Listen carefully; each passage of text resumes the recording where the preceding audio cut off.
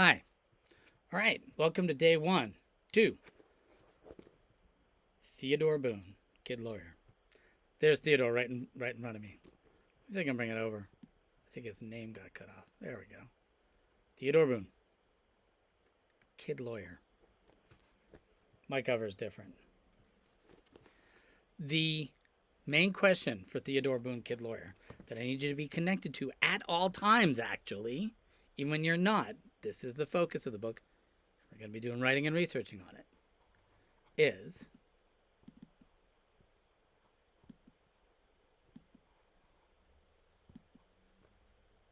how does a courtroom work? How does a courtroom work? This book really teaches courtroom 101, as they would say in college, the first, okay? So, first thing I want you to look at while we're doing today is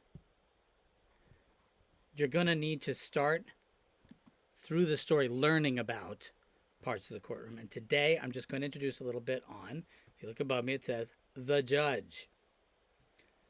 There's parts to a courtroom when someone is brought into a courtroom to have a trial. We'll explain why and what that is.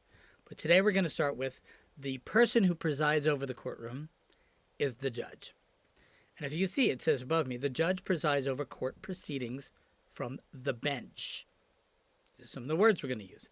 That's their seat up there, the bench, which is usually an elevated platform, just like it says. The judge has 5 basic tasks. Preside over the proceedings and see that order is maintained. Okay? You know, you'll hear the judge, like, he's the rule maker. He's got to make sure it all goes good. It all stays cool. Number 2, to see if any of the evidence the parties want to use is illegal or improper. The parties are the people bringing the lawsuit and also the people defending themselves from the lawsuit. And we'll learn about that too. But the judge's task that we're focusing on here is that does the judge find the evidence illegal? There's rules about evidence. There's evidence you can bring and evidence you can't bring. Okay? Number 3, in jury trials, a jury trial is when a jury decides if the person is guilty, not guilty of the law, whatever. The judge must give the jury instructions about the law that applies to this particular case and the standards that they have to use to decide whether the person's guilty or not guilty. Number 4, I'm shrinking. In bench trials. Now, a bench trial is where a trial where there's no jury, the judge is going to decide. So there's jury trials, 12 people decide, a jury of your peers, or judge trials. So in a bench or judge trial, the cases are tried before the judge and without a jury. And the judge has to determine the facts and decide the case. The judge also sentences convicted criminal defendants. And there's lots of rules about that. They don't just sentence people what they want. There's laws and regulations, and you can take the sentences to court and sue about that. That's why it gets so complex. So today, the judge. The judge provides over the court proceedings from the bench, and they have those 5 things. If you need to read them more, you can just freeze this.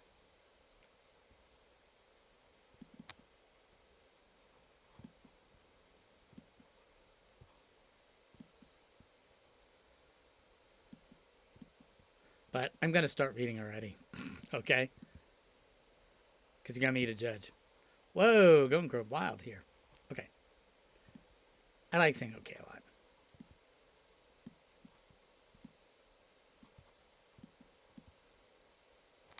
Theodore, kid lawyer, get down. All right, so like the beginning of any story, pay attention to the details. Let the movie unroll. If you don't understand parts, go back and listen to it again. Chapter 1. Theodore Boone was an only child. And for that reason, he ate breakfast alone.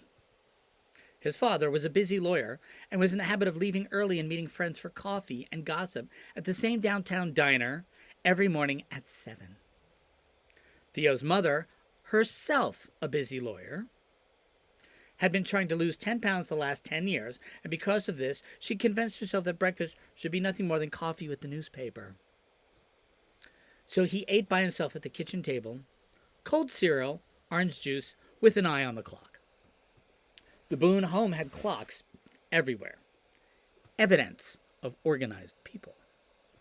Look at this book is already talking to you like lawyers. Evidence of organized people. Actually, he wasn't completely alone. Besides his chair, his dog ate too. Judge, his dog, was a thoroughly mixed mutt whose age and breeding would always be a mystery. Theo had rescued him from near death at the last second appearance in animal court 2 years earlier, and Judge would always be grateful. We have a strong courtroom theme in the book and 3 paragraphs. He preferred Cheerios, just the same as Theo, and they ate together every morning in silence. At 8 a.m., Theo rinsed his bowls in the sink and placed the milk and the juice back in the fridge and walked to the den, kissed his mother on the cheek. Off to school, he said. Do you have lunch money? Always. Is your homework complete? It's perfect, Mom. And I'll see you when? I'll stop by the office after school. Theo stopped by the office every day after school without fail. But Mrs. Boone always asked, be careful. Remember to smile. The braces on his teeth now had been in place there for 2 years, and Theo wanted desperately to get rid of them. In the meantime, though, his mother continually reminded him to smile and make the world a happier place. I'm smiling, Mom. Love you, Teddy. Love you back, Mom. Theo, still smiling, in spite of being called Teddy, flung his backpack across his shoulders, scratched Judge, his dog, on the head and said goodbye, and left through the kitchen door. He hopped on his bike and was soon speeding down Mallard Lane, a narrow, leafy street in the oldest section of town. He waved at Mr. Nunnery, his neighbor, who was already on his porch, and settled in for another long day of watching what little traffic found their way into its neighborhood. And he whizzed by Mrs. Goodloe at the curb without speaking to her because she had lost her hearing, and he did smile at her, though, but she did not return the smile. Her teeth were somewhere in the house. Evidence she's old. Doesn't say that in the book, though. It was early spring, and the air was crisp and cool. Theo pedaled quickly, the wind stinging his face. Homeroom was at 8:40, and he had important matters before school. He cut down a side street, darted down an alley, dodged traffic, and ran a stop sign. There's a very strong law and courtroom theme here already. Like, I have to point out that he just, broke traffic laws, you know? This was Theo's turf, though, and this was the route he traveled every day. After 4 blocks, the houses gave way to offices, shops, and stores. The county courthouse was the largest building in downtown Strattonburg. I have no idea what state. Strattonburg. The post office was second, the library was third, but the county courthouse was the biggest building. It sat majestically on the north side of Main Street, halfway between a bridge over the river and a park filled with gazebos and bird baths and monuments to those killed in wars. Theo loved the courthouse, with its air of authority, and people hustling importantly about, and somber notices and schedules tacked to bulletin boards. Most of all, Theo loved the courtrooms themselves. There were small ones, where private cases were handled without juries. And then there was the main courtroom on the second floor, where lawyers battled like gladiators, and judges ruled like kings. At the age of 13, he's 13, Theo was still undecided about his future. Baloney. Sorry. One day he dreamed of being a famous trial lawyer, one who handled the biggest cases never lost before juries. The next day he dreamed of being a great judge, noted for his wisdom and his fairness. He went back and forth, changing his mind daily. The main lobby was already busy on this Monday morning, as if the lawyers and their clients wanted an early start to the week. There was a crowd waiting by the elevator. So Theo raced up 2 flights of stairs and down the east wing, where family court was held.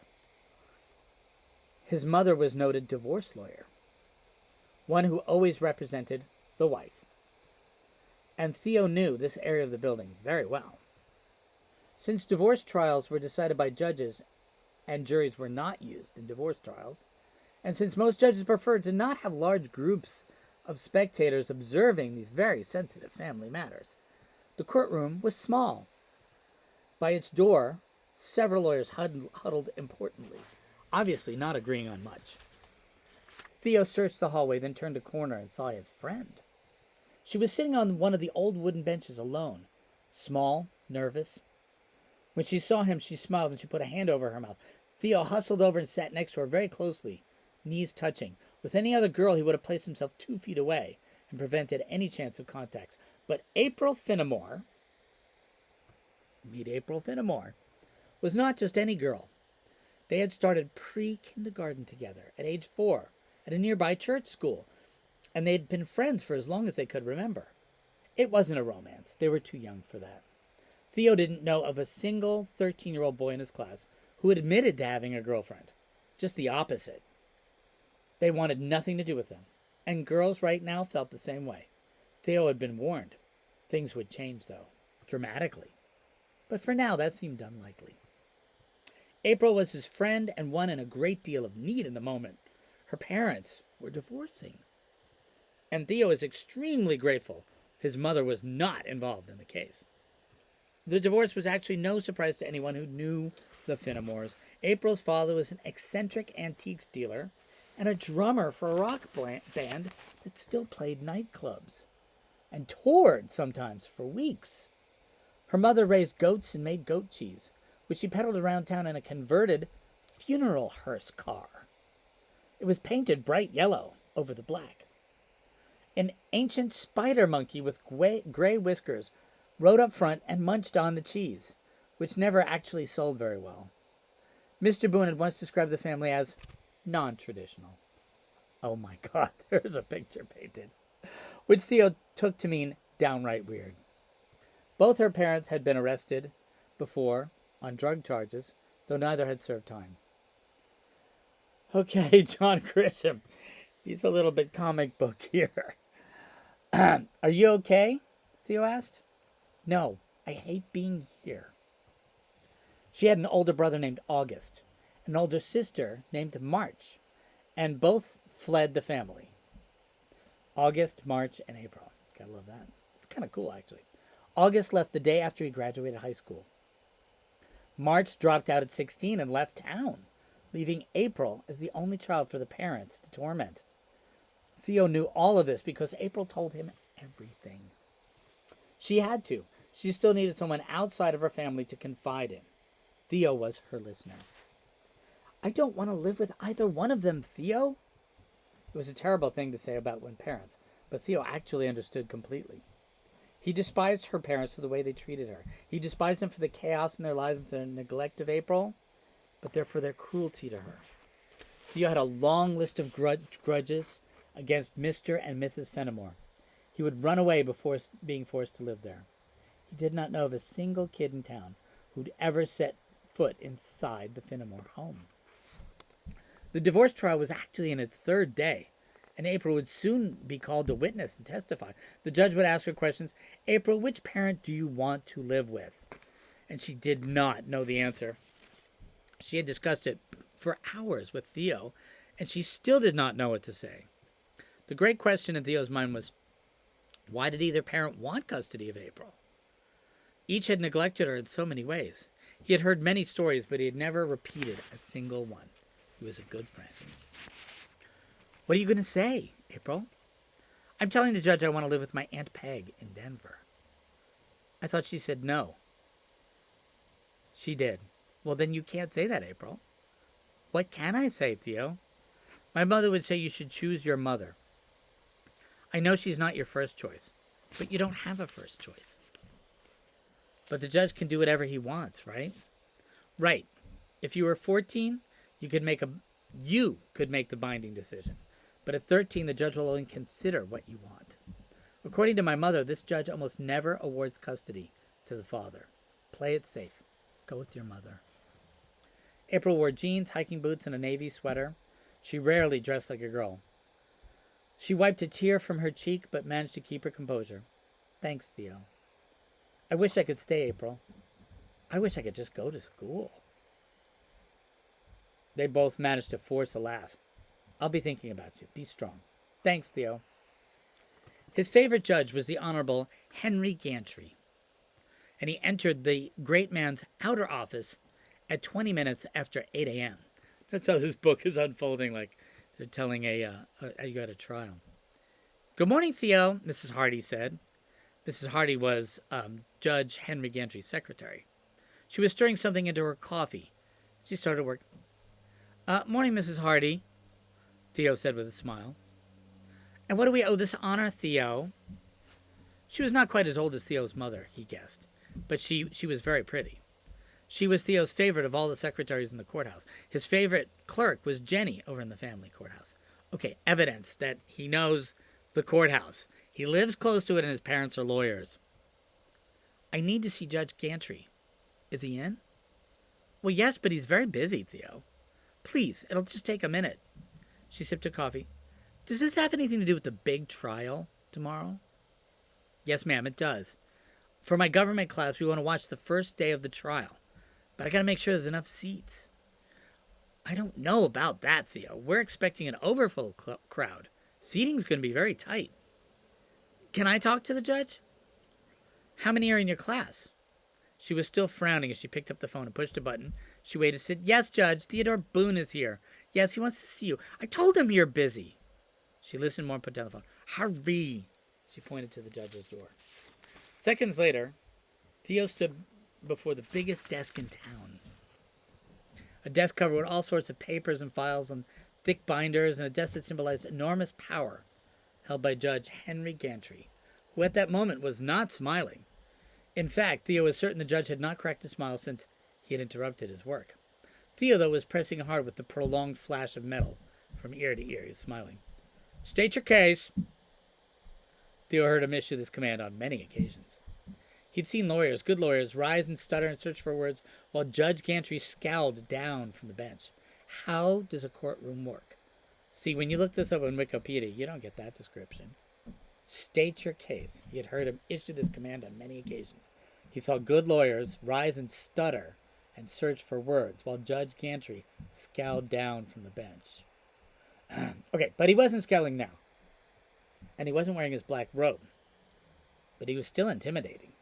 As Theo cleared his throat, he saw an unmistakable twinkle in his eye.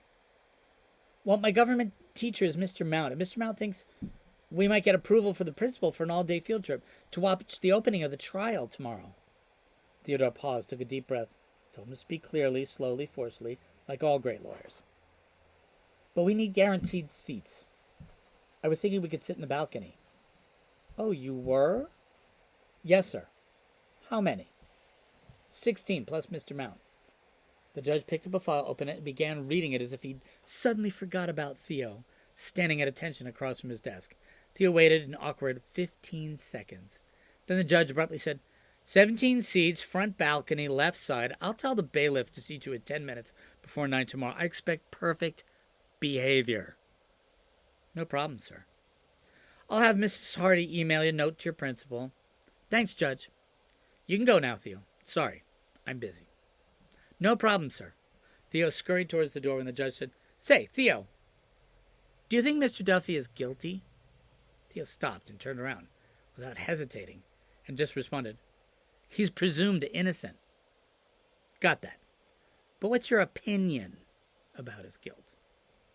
I think he did it. The judge nodded slightly but gave no indication whether he agreed. What about you, Judge? I'm a fair and impartial referee, Theo. I have no preconceived notions of guilt or innocence. That's what I thought you'd say, Judge.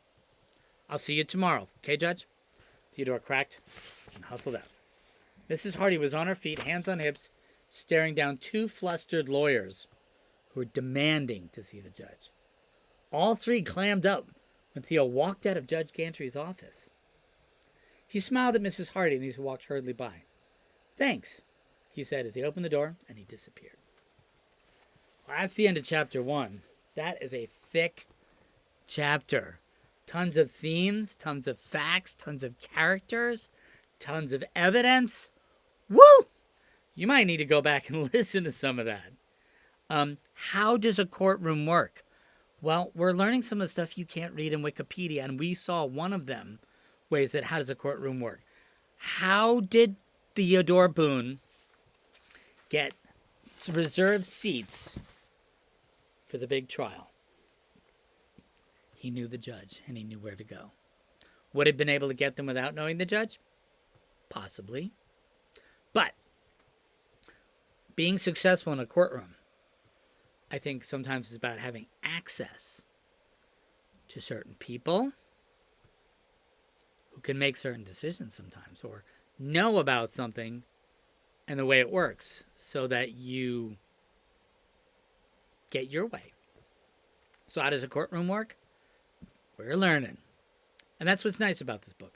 We're not trying to cram a whole bunch of how does a courtroom work in 2 seconds into our head. We have time to let the story unfold. And to teach us, too, how does a courtroom work. So though that bit with April Finnemore was something else, that's not the main line of the story. I read this a long time ago, and I haven't reread it really recently. I'm rereading it right now with you guys, okay? So, I'm pretty sure. Yeah, no, I mean, I know, actually. The big trial is the main thread, but a lot more has to unfold. We have a few minutes. Let's crack a little more into chapter 2. The ride from the courthouse to the middle school would take 15 minutes if properly done. If one obeyed the traffic laws and refrained from trespassing. I love this book. You know, you want to talk about what gets repeated in the story. That's a theme. Whatever gets repeated in the story. What gets repeated is constant talk about laws and unfurling like the story like you are a lawyer talking and describing somebody's actions. One more time. If properly done, if one obeyed the traffic laws and refrained from trespassing. And normally this is the way Theo would do things, except he was running a bit late. He flew down Market Street the wrong way, jumped the curb ahead of a car, bolted straight through the parking lot and used every sidewalk available. And then his most serious offense, he ducked between 2 houses on Elm Street. Theo heard someone yelling from the porch behind him, but he was already safely in an alley that ran into the teacher's parking lot behind his school. He checked his watch. 9 minutes instead of 15. Not bad.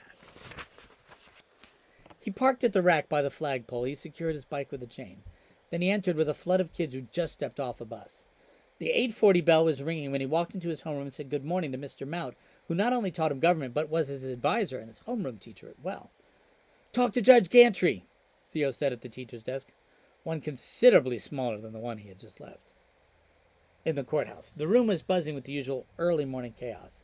All 16 boys were present. All appeared to be involved in some sort of gag, scuffle, joke, or shoving match. And got the seats. First thing in the morning. Excellent job. Great, Theo. Mr. Mount eventually restored order, called the roll, made his announcement. 10 minutes later, sent the boys down the hall to their first period Spanish class with Madame Monique. There was some awkward flirting between the rooms as the boys mixed with the girls. During the classes, they were gender separated, according to a new policy adopted by the smart people in charge of educating all the children in town. The genders were free to mingle at all the other times. That's astounding. Did you hear that? So their classes are all boys or all girls. You wouldn't be able to pull that off in California because people would be like, equity! Oh, yeah. Madame Monique was a tall, dark lady from Cameroon in West Africa. She had moved to Strattenburg 3 years earlier when her husband, also from Cameroon, took a job at the local college where he taught languages. She was not the typical teacher in middle school, far from it. As a child in Africa, she had grown up speaking a local language called Beti, and it was her tribal language. But she also learned French, and she also learned English, the official languages of Cameroon. Her father was a doctor, and thus could afford to send her to school in Switzerland, where she picked up German and Italian, too. Her Spanish had been perfected when she went to college in Madrid, Spain. She was currently working on Russian with plans to move on to Mandarin Chinese. This book just like unrolls this kind of stuff. Like it's kind of cartoon, like April Finnemore's parents, okay, and now his Spanish teacher. I mean, they're beautiful people. These are beautiful characters, and I'm laughing not because I'm making fun of them. I'm like the richness that he gives these people. It's really quite funny. It's beautiful, but this amazing, talented, flourishing, probably, amazing lady, learning all these languages. It's a big world. Plus, she's from Cameroon. It's kind of a cool name. It's in Africa. It's a big world, she told them many times. And most people in other countries speak more than one language. But in America, we choose not to do this. While the students concentrated on Spanish, they're also encouraged to explore others. Theo's mother had been studying Spanish for 20 years, and as a preschooler, he had learned many of the basic words and phrases from her. Some of her clients were from Central America, and when Theo saw them at the office, he was ready to practice his Spanish. They always thought it was cute. Madame Monique told him that he had an ear for languages, and this had inspired him to study harder.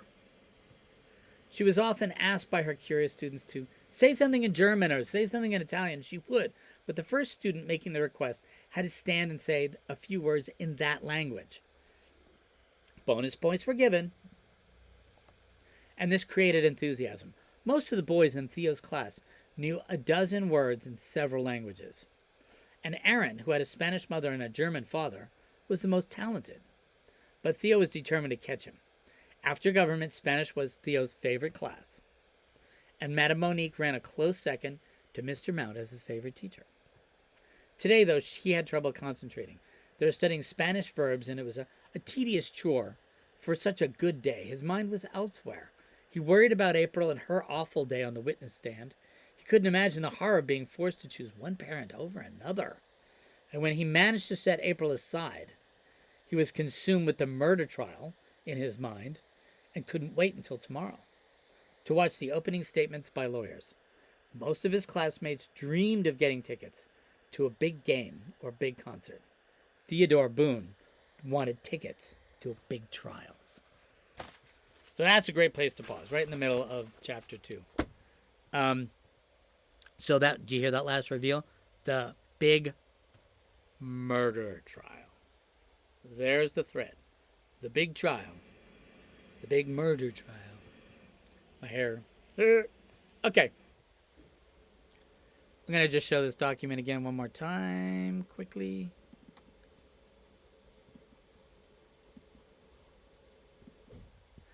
In case you want to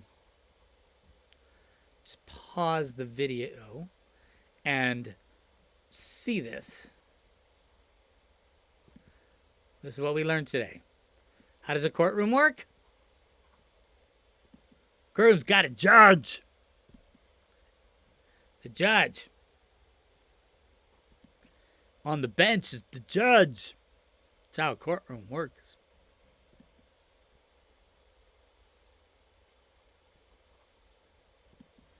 Tomorrow we'll learn about the parties. The plaintiff and the defendant.